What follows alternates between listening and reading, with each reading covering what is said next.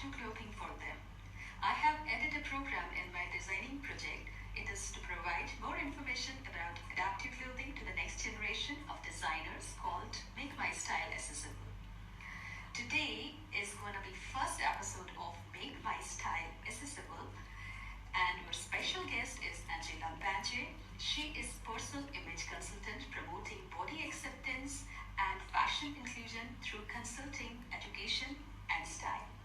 So guys, I am really very excited. Let's welcome Angela. Hello, Asiya. Hello, everybody. I am so glad to be here, and I'm so happy to be your first guest for this very ambitious project, Make My Style Accessible. So thank you for inviting me, and I'm looking forward to sharing my experience and what I've learned so far. So first of all, I would like to share a little bit of my story and what I have been doing so far. I started being a personal image consultant back in 2007, 2008. And then I decided to start my my business, and I was thinking, well, how should I call it? And everybody was going like name and surname, so it would be like Angela Bianchi Consulting. And then I thought maybe I need another name, and I'm so grateful that one of my teachers decided for Virgo something, and that's how it became VirgoImage, and that's how all my services are signed. And since the beginning, I had this idea that I wanted to serve common people with everyday needs. And actually, my first client was a lady who was recovering from cancer, and she was traveling on her own to find the braveness to take off her wig. And when she heard what I was doing, she said, would you go shopping with me? I need to find something that makes me feel happy. So after that, I thought, well, I think there is a potential in what I'm doing. I think there is more than just being, stylish and finding the beautiful clothes. I think there's something more. And then last year, after almost 10 years, I started hearing about diversity and inclusion. And I thought, what can I do as a personal image consultant to contribute to a more inclusive fashion? And then this story came to my mind, and then other stories came to my mind of what I have been facing in the last years for myself and for my clients. And I thought, wait, I'm actually every day serving people that feel diverse, that feel that they're not represented by the fashion industry. And so going through this and learning about what diversity and inclusion meant for the community, I started thinking about some action. And the 1st of July, our blog, Diversity Styling by VirgoImage, went online.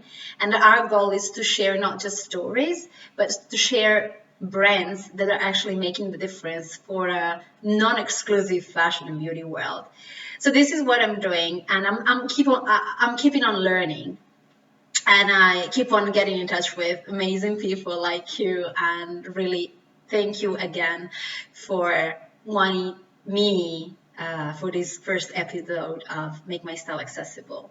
And yes, I think that luxury brands are getting there, and even mainstream brands. I mean, there's so much going on. There's, of course, space for so much more, but representation is a big thing. So we have agencies that represent disabled models. There's Gucci and Dior that dress Paralympic champions and that hire models with disabilities to wear their collections. There are brands like Tommy Hilfiger that decided to extend their collections and make them more adaptive. There are smaller brands that are focused on a more sustainable and accessible fashion. We need more representation We need more talking and we need more action, I think. And I think we're getting there. I think there's lots of space for making fashion more adaptive. I think there is more space for making fashion a safer place for all those people that feel diverse because of their sexual orientation or because of their age or because of their culture and religion or because of their body type. But people are also getting they're getting braver to show their uniqueness. They're understanding that it is worth to show their uniqueness. It's not just something that they should hide. And standards are changing. And if you just go to Instagram and and tag disabled fashion, you will see that there's so much that we don't know about. And the more you see that, the more you feel that diversity doesn't exist because we're all diverse. So I think this is something that we should all work on, and fashion should be, going back to that power of making people dream, and we all have the right to dream. And I think we need more education. I think having pattern makers, designers, tailors, strategists that really understand what diversity and inclusion means in fashion, that will make the difference. You can see something, but to make it, you need to listen, you need to ask, you need to know exactly what to do. And either you are directly involved in, let's say, living diversity, so like you are used to feel diverse because standards were different, or you are ready to embrace diversity. So I think education is for everybody, and I think companies need to educate their employees not just in how to include other people in the workplace and how to accept diversity, but for everything that is developing a product, being it or a service, being it a beauty or a fashion product. I think you need to learn the techniques. I think you need to learn how to make something functional and pretty for everybody. So education is at all levels, and that also means, as far as fashion inclusion is concerned, to consider diversity as must-be's, not as options. Because the only standard that has been considered so far is rather inaccessible for many people. What I think that has been a great help from virtual systems, from the social medias, is the quantity of free information that we all got about everything that is diverse and about everything that inclusive fashion means for people. I personally got in contact with so many influencers, journalists, designers, artists, people like you, Asiya, that help me understand what diversity in fashion means. And that was one of those positive aspects of staying at home because we couldn't go anywhere. It was getting information, sharing information.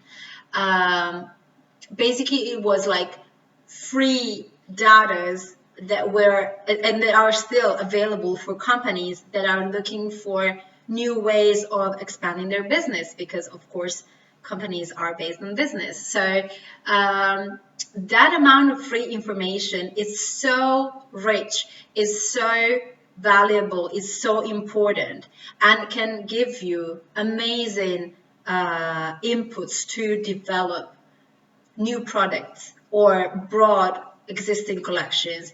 That is so powerful. And I think being able to be on the internet and get access to that kind of information is an incredible opportunity.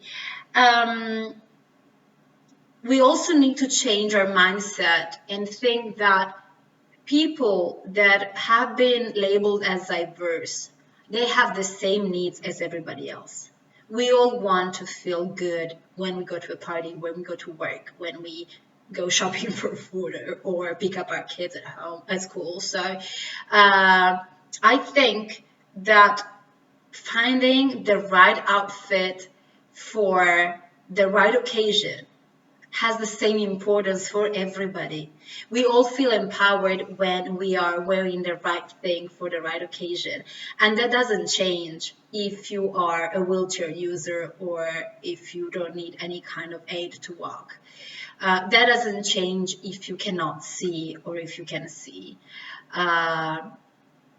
We've been used to think that you need to be perfect and you need to be framed in a specific standard. But if you follow just the hashtag disabled fashion, you will see that actually being diverse is the normality. And once you get used to that concept, once you think that uniqueness is the normality, then that changes the perception. And there is so much more to do. We need to improve collections. We need to improve services. So as a personal shopper, I can step into a shop with my client, and I'm sure that people inside the shop will understand my client's needs. They will have the right product, they will have the right outfit, or at least they will have the right service, so that this person doesn't feel like they don't fit the standard, so there's nothing there for them. I think this is pretty important. And developing a more inclusive fashion means understanding these needs, understanding that being more inclusive in sizing, being more inclusive in adapting pants, adapting dresses, adapting the tags of clothes so that everybody can, read and access information about that piece of clothes. That's fundamental. I think, it would be great if everybody could afford a personal stylist and get into the shop and have somebody choosing for them. But it would be even greater if every single person could step into the shop and say, I need this. You have it? Yes, we do. What size? What length? What do you need? We're going to adapt it. We have it. So fashion inclusion is fundamental. Fashion is what makes you dream, what makes you have fun, what makes you love yourself. Because it's not, if you're happy with yourself, but you cannot express that, other people will feel that there's something, that there's a lack of consistency. So you need to be able to express yourself in the right way. And one of the tools is what you wear. So fashion has a great role in inclusivity, and hopefully we're going to evolve every day through new products, through new services, through a new mentality. We need to make, let's say, older designers aware of what's going on, and younger designers in the position to be able to use their creativity also in this way, so they can create collections and pieces that are appropriate for everybody. It's ambitious, but hopefully by going on talking about this, by going on opening dialogues with brands, with other designers, with partner makers, and with the people living their diversity every day, I think this is all possible. And of course, this is also a great business for a company, because they have a whole new group of customers to serve. So thank you, Asiya. This was a great opportunity to talk about something that is really important for me. As I said, I have launched my blog so it could become a guide for myself so I could serve my clients better. But I hope it's going to be a way to make other people aware of what's going on and make others people easier, other people's life easier to find what they're looking for and to live their life in joy, happiness, colors, nice clothes, and clothes that actually represent them and make them feel good. Thank you, Asia, and all the best for your project, Make My Style Accessible. Thank you so much. Goodbye. Thank you, Angela. It was wonderful to hear you. We really appreciate. I'm so very thankful for your time. We appreciate the detail you give to us and information. Thank you. I think it's essential everyone should be able to feel like what they wear is fashionable and have outfits and appropriate clothing for every occasion. Inclusion is incredibly important, and part of embracing inclusivity is treating everyone in the same way. We are all human, we all have the desire to feel good